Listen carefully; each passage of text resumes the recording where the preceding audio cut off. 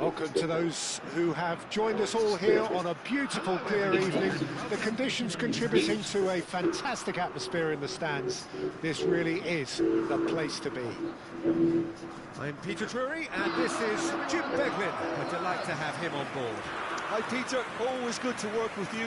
I'm really looking forward to this now.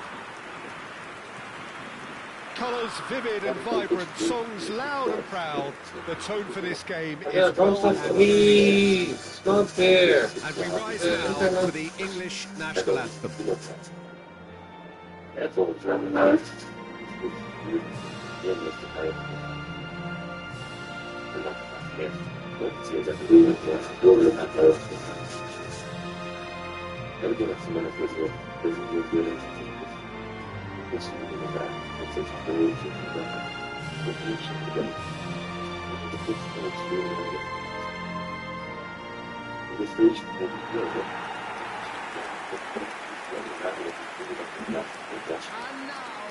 Jim, who do you pick out as the telling individual today?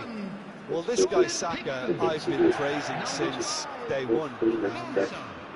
Someone who has great versatility in his game, the right attitude, very clever in how he operates around the pitch, and I think he has the potential to excel in most attacking positions.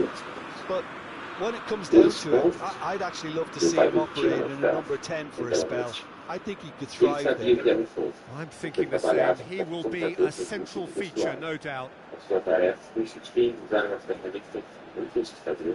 Para fixar os moldes de melhor possível sentidos. As portas, por exemplo, duas lâmpadas de casaco de estádios semiventos. Depois, os moldes eram usados para crias de naves, mulheres e naves na frente de máquinas de espelhos para superar.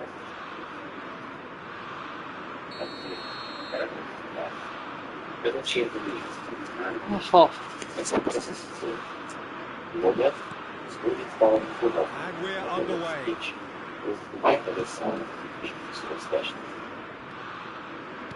Tries to play it through.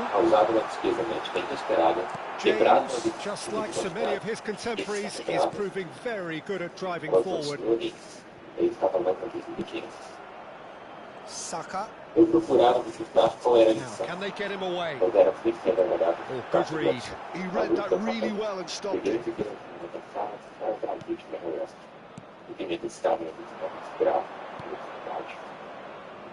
He's in a great position here. Good ball, good take. Oh, what's he giving here? What the hell? Penalty. And that really is the last thing they wanted to do. 1-0,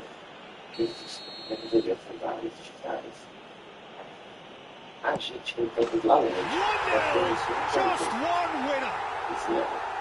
A time for a call head, and that is precisely what he showed. I just think the keeper committed himself too early.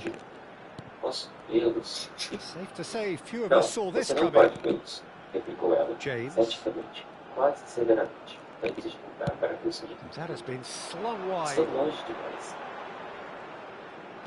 And it's O'Reilly. And this is Kane. Yes, great running on show here, but ultimately there was no way through. That appeared to be an inevitable outcome. Too much traffic. He's had it taken off him. Looks a foul. Yeah, referee's given it. And he is going into that little black book.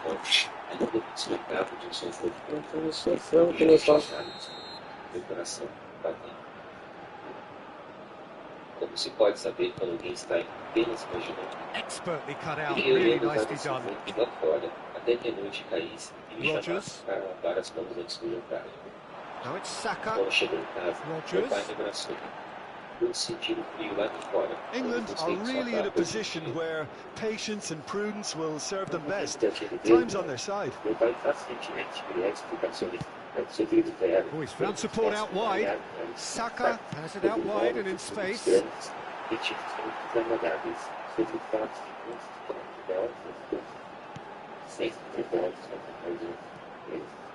Nepal genuinely seem like a side that's confident with the quality they have out wide. They certainly like their little intricate combinations and link-ups. Well, that's the impression I'm getting. Yeah, I think you'll want to make sure you give the opposition a different look with each attack, variation, unpredictability. You know, that's always key to success. Saka. England certainly could do with a positive spell for the remainder of this half, just to set the tone for what's to come. Looking for options for movement. Rodgers. Looking to play him in. In business.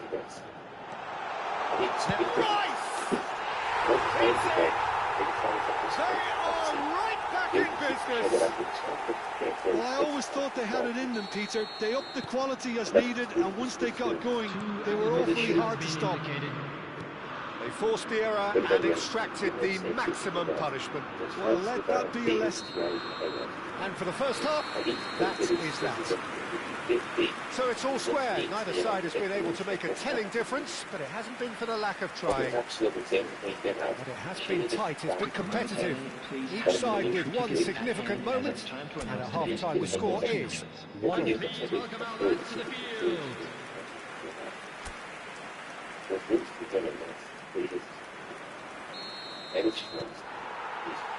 There's the whistle then to start the second half. Stones kept aware, and it is reclaimed easily.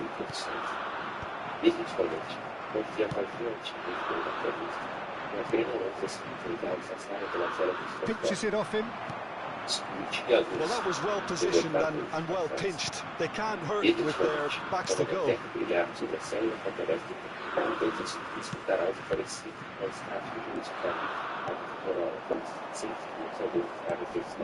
Well, that's been cut out, well played. And it's Rice. Now that looks a decent ball. He's in plenty of space here. Oh, lovely feed, he is such a good mover. And this is and that is certainly not what he had in mind.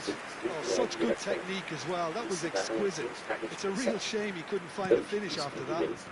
You would think that now would be a good time to consider some changes. Well, the manager must be thinking to himself whether he's got a game changer on that bench, and he needs to act quickly. Rashford. Aims beyond the defence.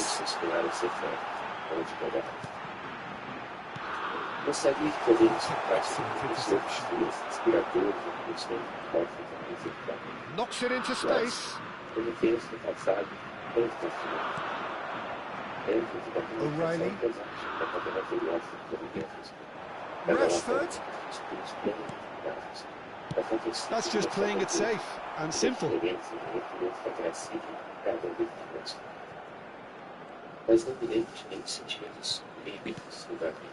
And it's O'Reilly. Rice. And here's Kane. Now this could be a chance. Very nicely done. James has it in a wide towering header. That's a real chance missed. Well, we could be headed for a scenario in which next goal is the winner. That chance could have been it too. Number 26. So changes afoot here, and from both sides. Number 9. Kane. Number 25. Rashford. This is intriguing. It's goal critical. It's a very open game and an exciting watch. There are no signs of nerves or caginess from either team. This pitch is go-for-it territory right now. Looking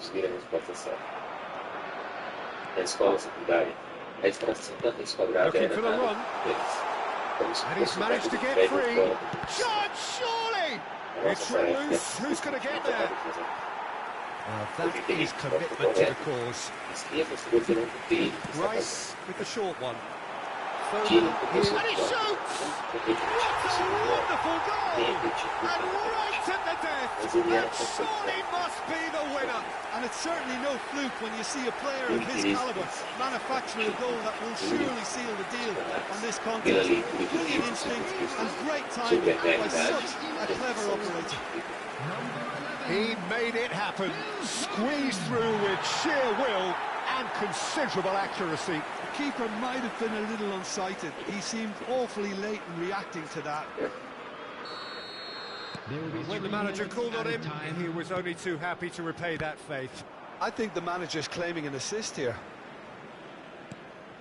England found a way, forcibly. And that is as far as it goes. England have been forced to do it the hard way, but they have pulled themselves through unwaveringly to win. A great performance by any measure. Rice picking up the Man of the Match award, and no surprise there. So there we have it, Jim. A game seemingly destined for stalemate, but then the ultimate smash and grab. Well, I thought only one team could win this, certainly in the last few minutes, Peter. They didn't half make it hard on themselves, but sometimes you just have to win games whatever way you can, and that they did.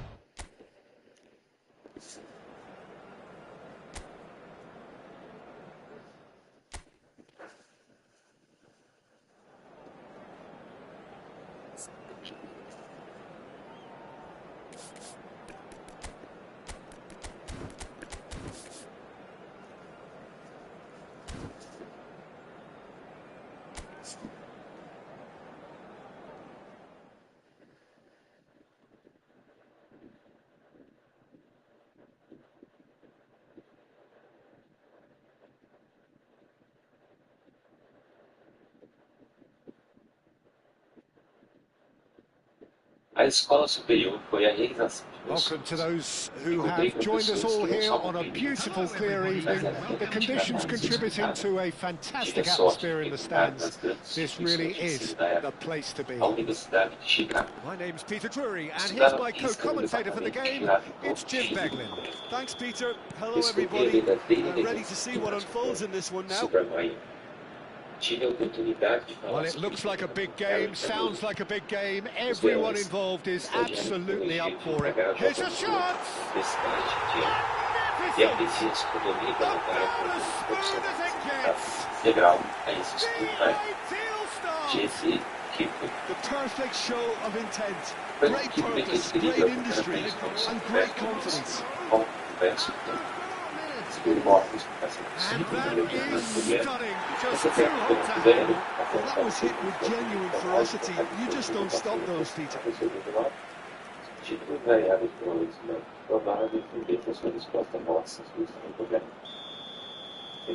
It is a super start. So far, so very good.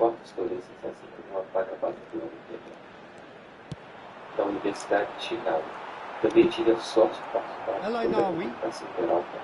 Alcanus. Porque assim, sendo apresentada por parte integrante da Marinha, That's good play. Alcanus. Pensáveis, podendo denominar sequência placa Aristóteles. So just the one early goal to report so far. Good chance here. Oh, that's a fair try. Just on time. Well, distance never seems to be an issue for some players, and he's certainly one of those. The opening was there, I guess. Worth a try.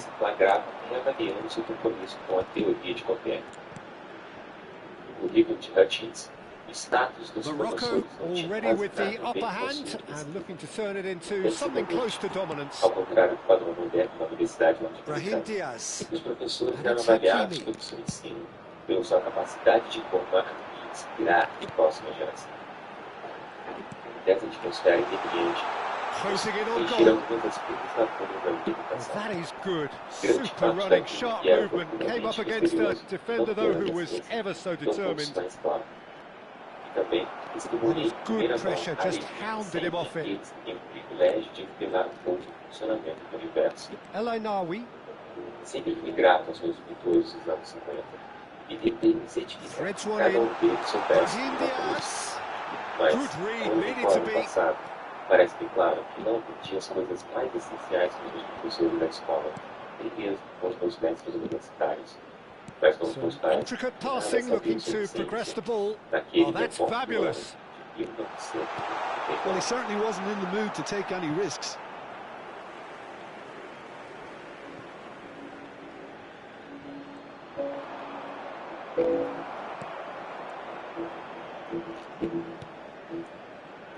Eu fui Al-Kanous. assombrado pelos demônios de Carl Sagan. Capítulo Probing 1. pass. A Oh, coisa the less said about that mais pass, the preciosa. better.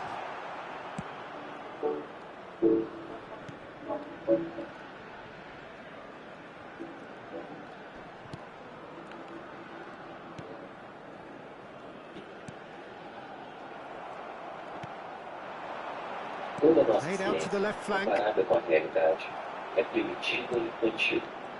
E, no entanto, é a coisa He's mais gone long. deliciosa do mundo. Now he's off and running. Messina cuts out the pass. Quick look at his watch, and the referee whistles for half-time. Ele esperava um pouquinho. So a Ele steady, esperava solid, só and more than deixava satisfactory arriscado first isso. half.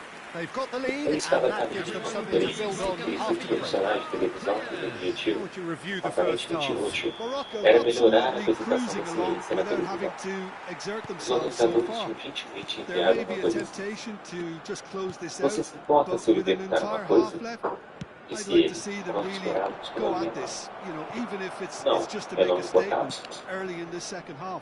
Não é confuso pelo menos como Morocco outra vez. tries a shot! Nenhum It's a momento para goal! compreender. Ele estava They racionando have dele. grabbed themselves an Finalmente, comecei a equaliser. entender.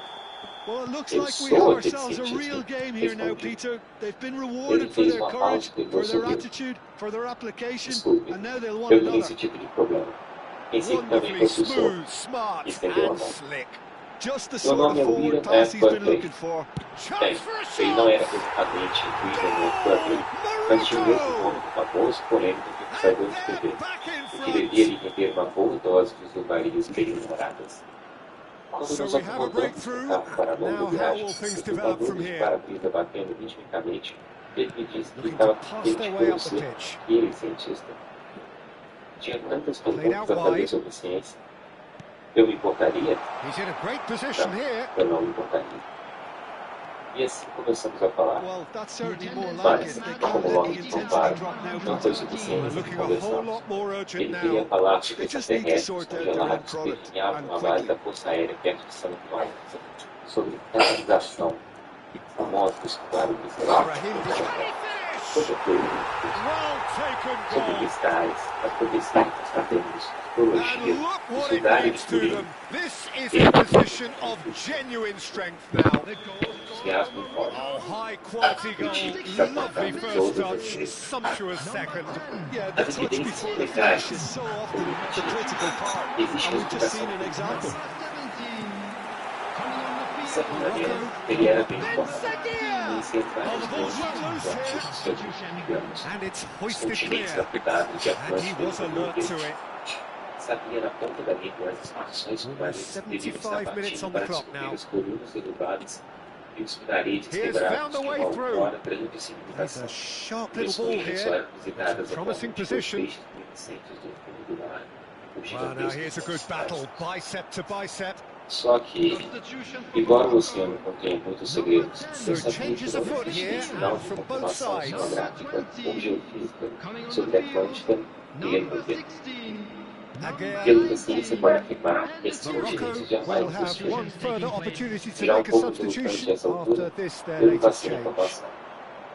Enquanto rodávamos pela chuva, sentia um peso que dá cada vez mais soturno. Eu não estava apenas brincando ao vôlei de uma calça, mas uma faceta preciosa de sua vida querida. Porém, tanta coisa na ciência verdadeira é igualmente emocionante, mais misteriosa, um estímulo intelectual muito maior, além de estar bem mais perto da verdade. Ele sabia que se tivesse uma vitória daquele que vivia lá fora, o braço frio que era feito pelas estrelas, tinha ouvido falar sobre os pegados de nossos antepassados que foram encontrados em cinza vulcânica de 4 milhões de anos. E o que dizer do Himalaia se erguendo quando a Índia se espatifou contra a Ásia? Ou da maneira pela qual os vírus, construídos como seringas hipotérmicas, introduzem continuamente o seu DNA pelas defesas do organismo hospedeiro, subvertem o mecanismo reprodutivo das células, ou da procura de inteligência extraterrestre pelo rádio, ou da recém-descoberta antiga civilização de ébola que alardeava os futuros da cerveja ébola. Não, ele não tinha ouvido falar, como também não conhecia, bem desvagadamente, a hipertentação quântica, e reconhecia DNA apenas como 3 letras maiúsculas que evidentemente o Sr. Buckley, bom papo, inteligente, curioso, não tinha ouvido igualmente nada sobre a ciência moderna. Ele tinha um apetite natural pelas maravilhas do universo. E ninguém conhecia a ciência. O problema é que todas essas bebedeiras e estudos não se chegaram até ele. Os nossos sistemas culturais, o nosso sistema educacional, os nossos meios de comunicação haviam traído esse homem. O que a sociedade permitia que ele rolasse pelos seus canais era principalmente simulacro e confusão. Nunca lhe ensinaram como distinguir a ciência verdadeira da imitação barata. Ele não tinha ideia de como a ciência funciona. Há centenas de livros sobre a Atlântida, o continente mítico que diziam ter existido há uns 10 mil anos no Oceano Atlântico, ou em algum outro lugar. Um livro recente localiza na Antártida. A lenda remonta a Platão, que a relatou como uma história de eras remotas que lhe chegou aos ouvidos. Livros recentes descrevem com segurança o alto nível da tecnologia, dos costumes e da espiritualidade em Atlântida, bem como a grande tragédia que significa um continente povoado afundar nas ondas. Há uma Atlântida da nova era, a lendária civilização de ciências avançadas, voltada principalmente para a ciência dos cristais. Uma trilogia chamada Crystal Enlightenment, escrito por Katrina Rafaela. Os livros que são os principais responsáveis pela domínio de cristais dos Estados Unidos. Os cristais de Atlântida leem a mente, com escrita e pensamentos, são repositórios de história antiga, bem como o modelo e a fonte das pirâmides do Egito. Nada que chegue perto de alguma evidência oferecida para confirmar essas afirmativas. Talvez haja um ressurgimento da mania de cristais depois da recente descoberta, feita pela ciência verdadeira da simbologia, de que o interior da Terra pode ser composto de um cristal imenso, quase perfeito, de ferro. Alguns livros, Legends of the Earth, de Dorothy Vitaliano, por exemplo, interpretam com simpatia as lendas originais de Atlântida como uma pequena ilha no Mediterrâneo, que foi destruída por uma erupção vulcânica, ou como uma antiga cidade que se usou para dentro do Golfo de Corinto depois de um terremoto. Pelo que sabemos, essa pode ser a origem da lenda, mas está muito longe da destruição do continente onde surgiu uma civilização mística e técnica sobrenaturalmente avançada. Que quase que encontramos com a bibliotecas públicas das revistas, bancos de jornal e nos programas de horário nobre na televisão é a evidência, conhecida pelo deslocamento do fundo do mar e pelo movimento das placas tectônicas, e também pelo mapeamento do fundo do oceano, mostrando de forma inequívoca a impossibilidade de ter existido um continente entre a Europa e as Américas num período que se aproxime da escala de tempo proposta. Os relatos, espúrios e dramas ingênuos são acessíveis. As abordagens céticas são muito mais difíceis de se encontrar. O ceticismo não vem de velho. Uma pessoa inteligente e curiosa que se baseia inteiramente na cultura popular para se informar sobre uma questão como a Atlântida tem uma probabilidade centenas ou milhares de vezes maior de encontrar uma fábula tratada de maneira crítica em lugar de uma avaliação sóbria e equilibrada. Talvez o Sr. Buckley tivesse que saber ser mais cético a respeito das informações que são conhecidas pela cultura popular. Mas para isso, É difícil achar que a falha é sua. Ele simplesmente aceitou que as fontes de informação mais fidedignas e acessíveis diziam ser verdade. Por ingenuidade, foi sistematicamente enganado e ludibriado. A ciência desperta sentimentos sublime de admiração. Mas a pseudociência também produz esse efeito. As divulgações escassas e não feitas da ciência tornam nichos ecológicos que a pseudociência preenche com rapidez. Se houvesse ampla compreensão de que os dados do conhecimento requerem evidência adequada antes de poder ser aceitos, não haveria espaço para a pseudociência. Mas na cultura popular prevalece uma espécie de lei de Gresham, segundo a qual a ciência ruim expulsa a boa. Em todo o mundo, existe um enorme número de pessoas inteligentes e até talentosas que nutrem uma paixão pela ciência. Mas essa paixão não é correspondida. Os levantamentos sugerem que 95% dos norte-americanos são cientificamente analfabetos. A porcentagem é exatamente igual à de afro-americanos, quase todos escravos, que eram analfabetos poucos antes da Guerra Civil, quando havia penalidades severas para quem ensinasse o escravo a ler. É claro que existe um grau de arbitrariedade em qualquer determinação de analfabetismo, quer a língua, quer a ciência. Mas qualquer índice de analfabetismo próximo de 95% é grave. Toda geração se preocupa para definir os padrões educacionais. Um dos ensaios curtos mais antigos, escrito na Suméria há 4.000 anos, lamenta que os jovens sejam desastrosadamente mais ignorantes do que a geração imediatamente anterior. Há 2.400 anos, o idoso e rabugento Platão, no livro 6 das Leis, deu a definição de analfabetismo científico. Aquele que não sabe contar 1, 2, 3, nem distinguir os números ímpares dos pares, ou que não sabe contar coisa alguma, nem a noite nem o dia, e que não tem noção da revolução do Sol e da Lua, nem das outras estrelas. Acho que todos os homens livres devem estudar esses ramos de conhecimento tanto quanto ensina uma criança no Egito, quando ela aprende o alfabeto.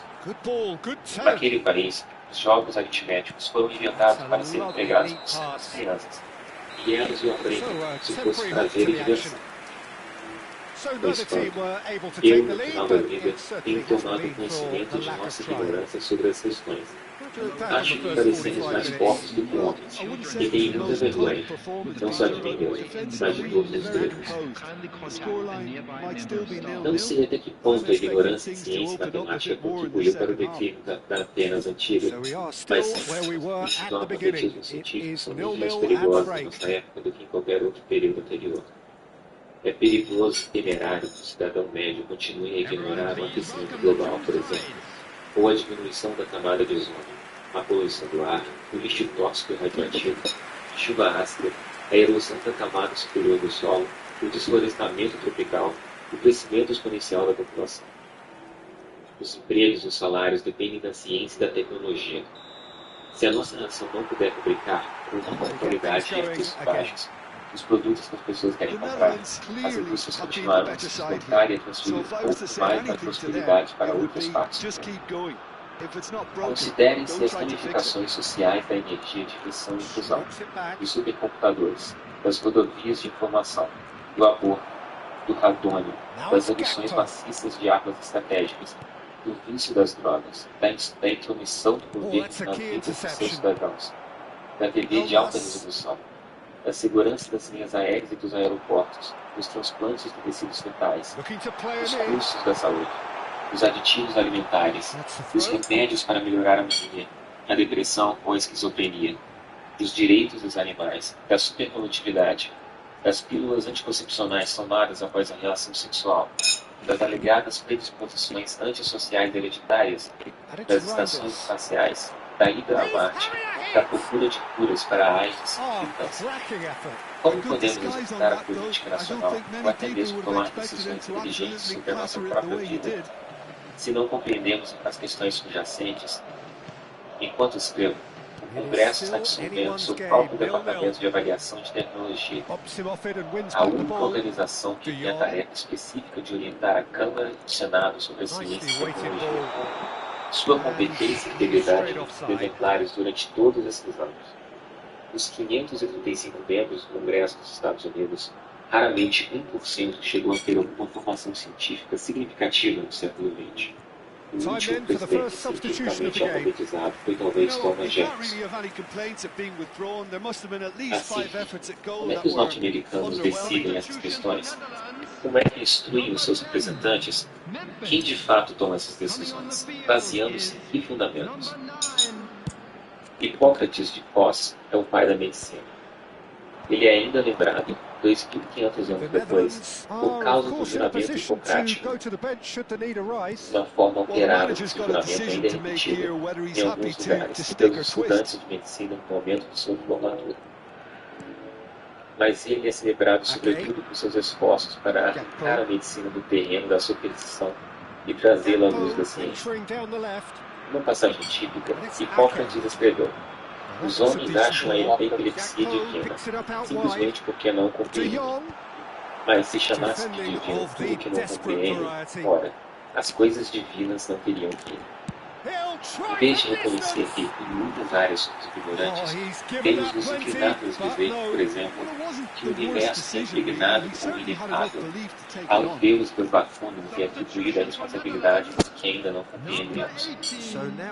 Como conhecemos da medicina desenvolvida desde o século IV, cada vez mais aumenta o que compreendemos de que tinha sido incluído dentro de evento, a respeito das causas do tratamento da doença. As mortes fora do parque e a mortalidade antiga cresceram, o tempo de vida foi prolongado, e a medicina melhorou a qualidade de vida para bilhões de seres humanos em todo o planeta. Hipócrates introduziu elementos no método científico de diagnóstico da doença. Ele recomendava com insistência a observação cuidadosa e meticulosa. Não deixe nada ao acaso. Não percam nenhum detalhe. Combine as observações contraditórias. Não tenham pressa. Antes da invenção do termômetro, ele fez o gráfico das curvas de temperatura de muitas doenças. Recomendava que os médicos fossem capazes de explicar, somente a partir dos sintomas presentes, o provável desenvolvimento passado e futuro de cada doença. Enfatizava a honestidade. Estava disposto a garantir as limitações do conhecimento médico. Não se envergonhava de contar para a posteridade que mais da metade de seus pacientes morreram das doenças que ele estava tratando. Suas opções de ação eram limitadas. Os remédios de que dispunham eram principalmente laxantes, remédios e narcóticos. Realizava suas cirurgias em cauterização. Enquanto a medicina floresceu em muitas histórias, o que se seguiu na Europa foi na realidade uma era negra.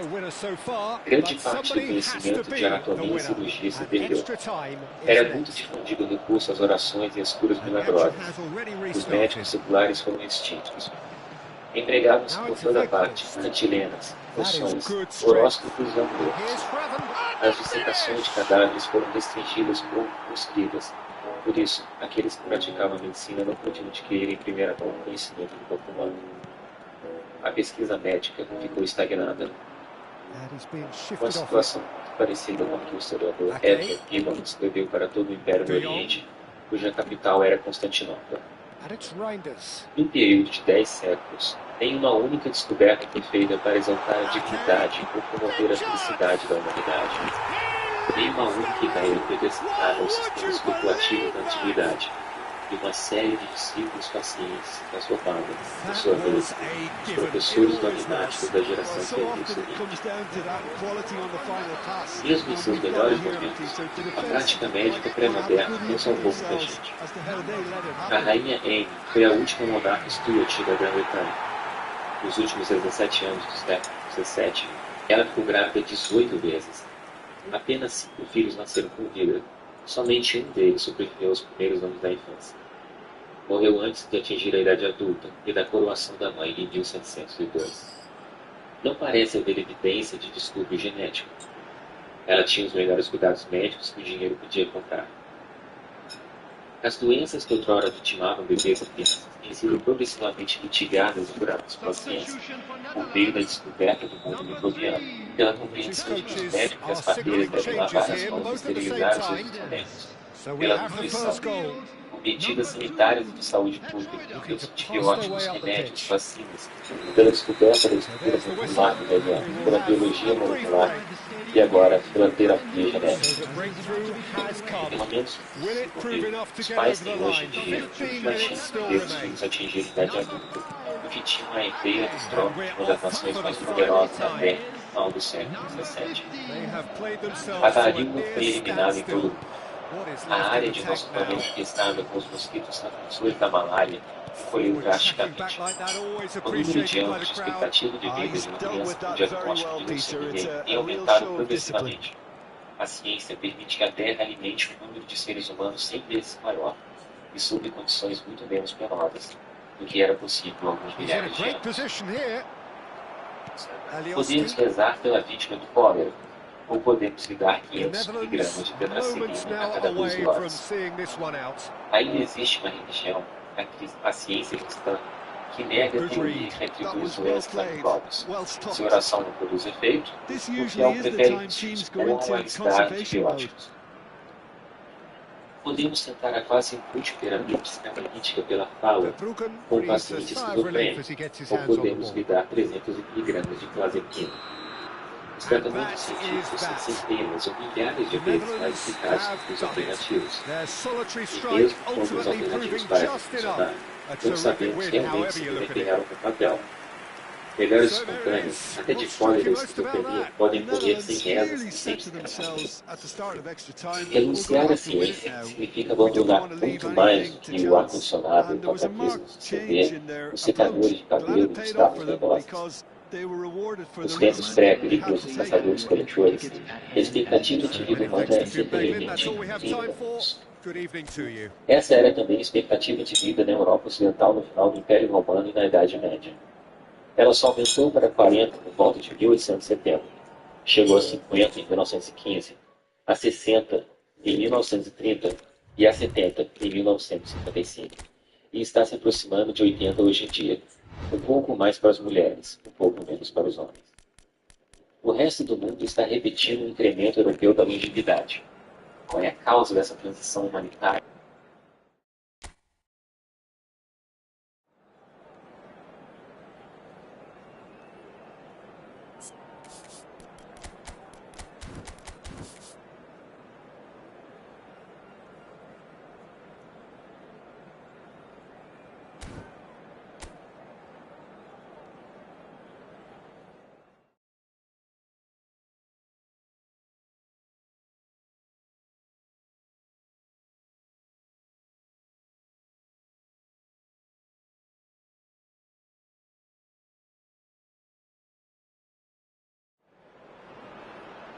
Hello and welcome one and all. The atmosphere building very nicely here. Gorgeous, gorgeous evening. The skies are clear, the noise is fervent, the atmosphere frenetic. I'm Peter Drury and it's a pleasure to be alongside Jim Begley. Hi everyone, and thanks Peter. It's great to be on board. Well, the pre-match build-up has been fantastic. Now, the game itself. Time for the first of the anthems.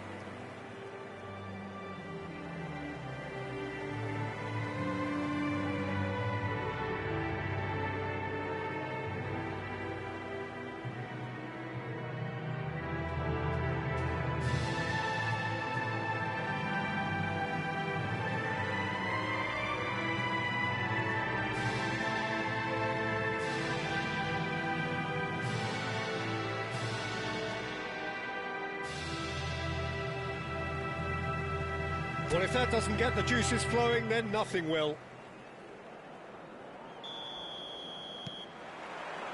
And we're underway.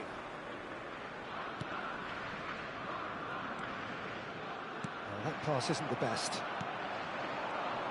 Foot in. Havertz. Well, that looks a decent ball.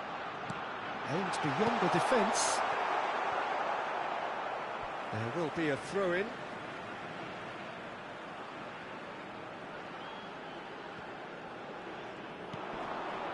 And it's Gross.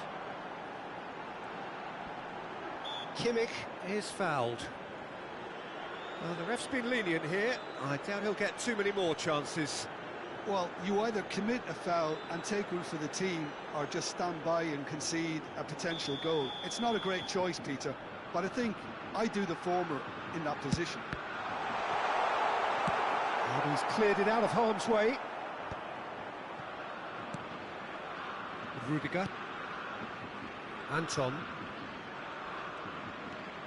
It's Kimmich. Gross.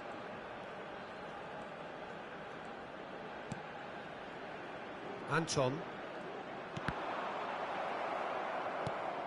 Anton showed plenty of zest in getting to the ball, but couldn't quite sort it out. Now it's Solomon. Too much on it, and that is an easy claim for the keeper. Oh, look, this is about as tentative as it comes. Hopefully, a football match will break out soon. Now it's Sané.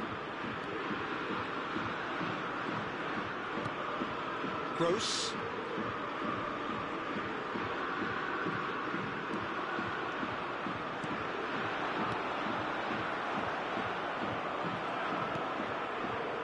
They've got to be quick moving this forward. And it's Wirtz. Sané. Now it's Wirtz. Wirtz! Goal! Germany! And Germany are in front. And he stuck it away as if laser guided. That's expertly finished, and he's done that so often. After 31 minutes is number 17, Wirtz.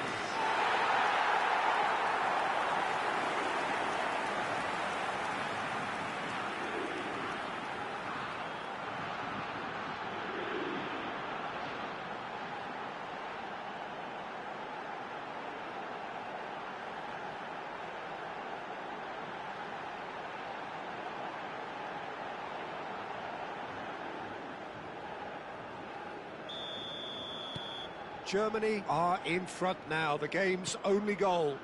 Well, I think the next 5 to 10 minutes will call for real focus, as the opposition will inevitably react.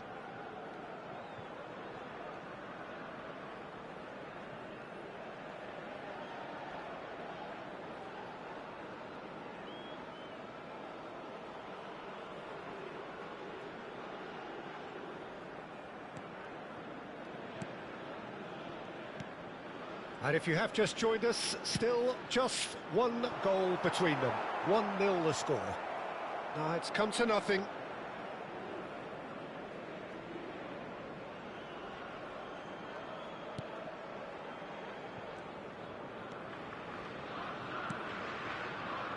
Anton. It looks very much like they'd be happy to settle for this narrow lead at the break. Knocks it out wide. Wirtz. Well, they could break here.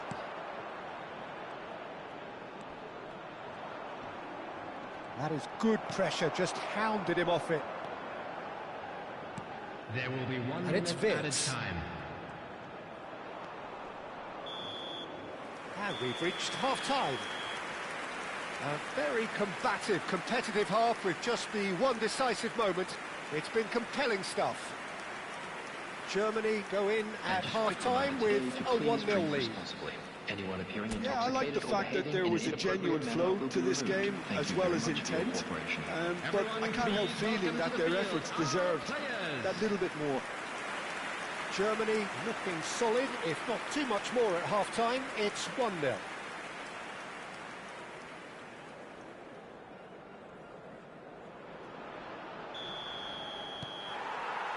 So off we go again. Germany leading courtesy of the game's only goal. Looking for a runner. Solomon calmly anticipates. Looking to pass their way up the pitch. He's shifting through the gears here. That's very neat. Real chance! Now, who's going to be first to this? Anton. Germany just about have their noses in front. It is the slenderest of leads. Now Schlotterbeck. Gnabry. Can he get it through? That pass just didn't quite work.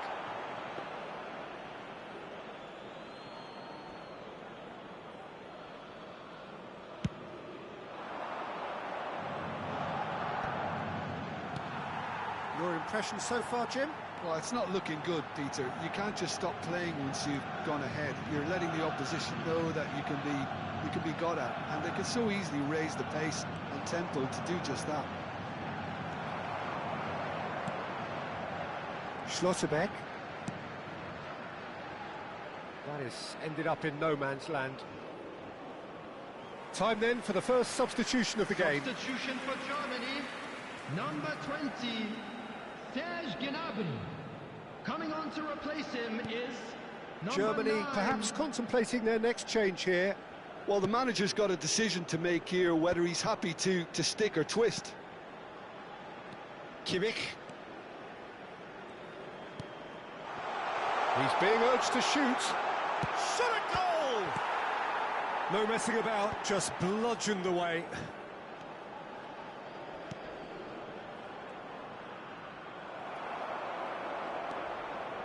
Gross. That's going wide left.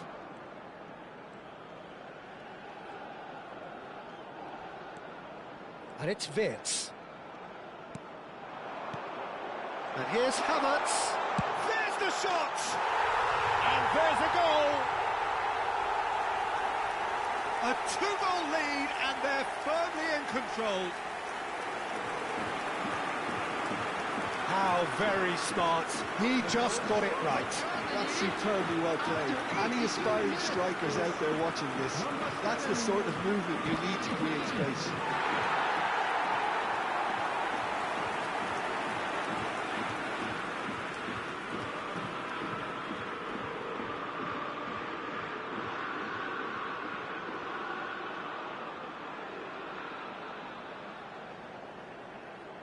Substitution for Germany, number 17. Well, the two coaches are signalling Number changes 3, here, both at the same time. Anton. Germany are now luxuriating in a 2-goal lead. Number 23. Well, that's pretty much sealed it now, and surely, Peter, we're not going to see any complacency after that. Bullish header! Euphoria, utopia, and they are cavorting. And they are tearing the opposition apart here. Simply breathtaking stuff. He watched it all the way, and the finish was unerring. He did so well there, attacking the ball the way he did. He got a strong forehead behind that one.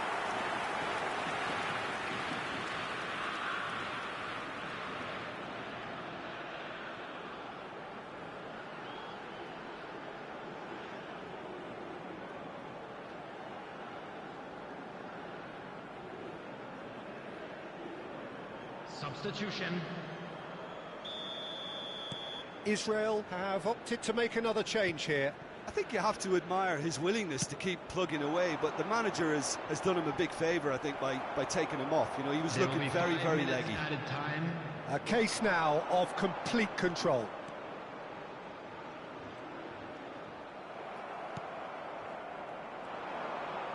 Just seeing the board now, it's going to be 5 extra minutes. He's picked his way through, and he's being shifted off it. And time is up. So a real showpiece win. This lot was simply far too clever for their opponents, and despite their best endeavours, it has ended in an easy win. Havertz claiming the Man of the Match award, and there is very little room for argument. How do you look back on the game then, Jim? Germany definitely impressing me here, especially the way that attack clicked. Whether it was link-up play, running in behind, this has just been a great day at the office. Around the stadium is strictly forbidden. Many thanks to Please Jim, use and parking with that, provided by it the is club a or any very other good paid night to you. parking facilities in the area.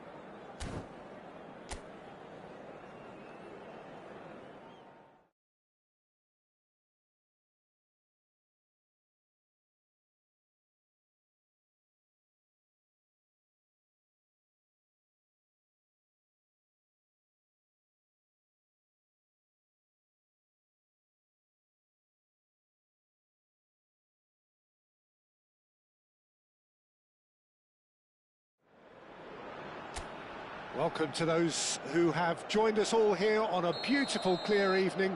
The conditions contributing to a fantastic atmosphere in the stands. This really is the place to be. Well, I'm Peter Drury, and I'm joined in the commentary box by the familiar figure of Jim Beglin. Thanks, Peter. Hello, everybody. Shot a goal! Oh, nearly.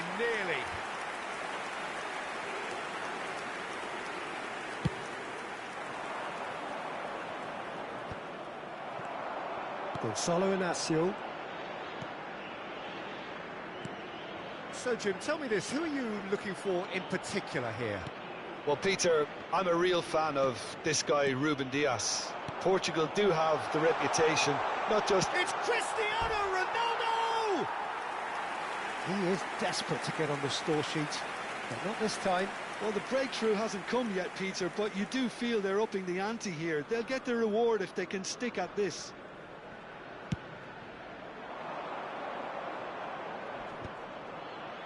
Stood up well to him there.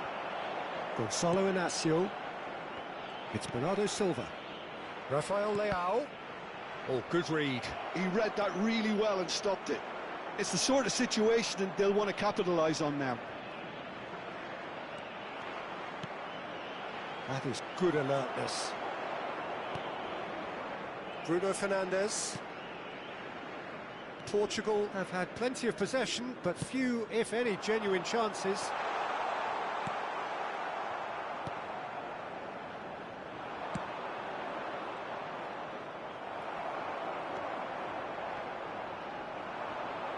Ball's played through. He's in a great position here. Rafael Leao!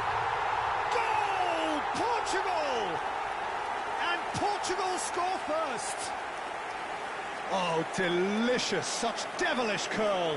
Oh, that's an incredible shot. The dip and the curl he managed to get on it. Impeccable technique, Peter. Absolutely impeccable. Portugal have taken the lead. Yeah, and just as the manager's been remarked... There's the shot! And he should have made them pay. Cristiano Ronaldo deserves a lot of credit for his willingness to make those runs. The passers will always have an option with him.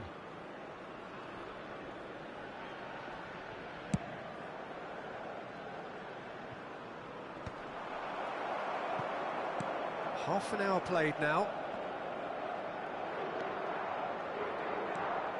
João Cancelo. And if you have just joined us, still just one goal between them. 1-0 the score. And it's Vitinha. Bruno Fernandes. Portugal can certainly afford to see this half out now and reset during the break. And he's had it nicked away. And he skips past his man. Steaming on goalwards. Oh, well played. He needed to get that right. Oh, he's enjoyed that. He evidently loves the contest. João Cancelo. It's a lovely, neat pass. Engages and forces him off the ball. And it's half-time. So a steady, solid and more than satisfactory first half. They've got the lead and that gives them something to build on after the break. Portugal up by 1 goal at the halfway point. Yeah, on the face of it, it looks a fair reflection of what we've all seen, Peter. Some incisive play one side, battling qualities on the other. I think this game is there to be won, and a minor tweak may be all it needs to change it. Portugal can be fairly satisfied then. It's so far so good for them, and it's 1-0 at the break. And so the action is resumed. Portugal can do themselves a massive favour by grabbing another one here. Oh, well played, well sorted out. Rafael Leao. Bernardo Silva. Portugal are ahead here by what is still the only goal. Maripan. So, Jim, what are you thinking? Well, this lead is beginning to look a little delicate. I'd rather see them show the ambition and adventure to go further ahead. But it seems as if they've settled for a riskier approach now to defend this. Can he spark a counter here? It's a threatening ball. Oh, shooting chance! And that was struck with genuine force. Well, that would have asked some awkward questions of the keeper had it stayed on target. Vitinha, who does have an assist to his name.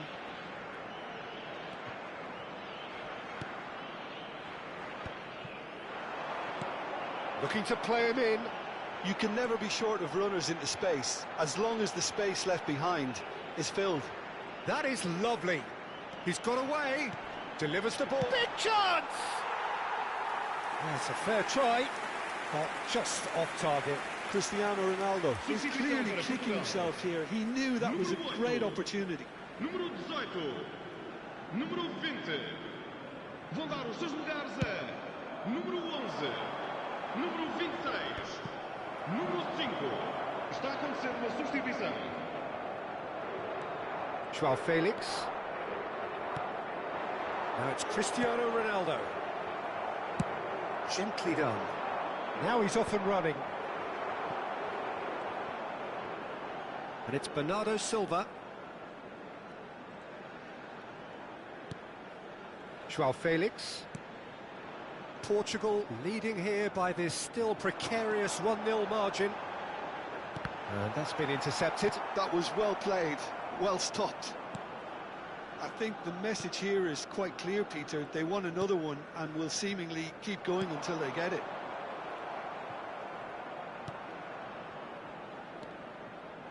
Bernardo Silva, spread it left. And the shot! He's done very well to get to that. Well, someone's doing his job properly, Peter, that's for sure.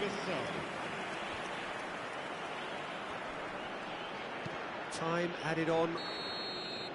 And that is it. The referee has seen enough. Portugal have held on. They have doggedly, sometimes frantically, preserved the tightest of leads. Rafael Leao taking in the accolades, having been named man of the match, and deservedly so. Well, after all of that, Jim, what are you thinking? Portugal, honestly, could have done themselves a real favour by trying to make more of what they had in the minutes after the goal. But with the control they had, they were never really under threat of losing this, Peter.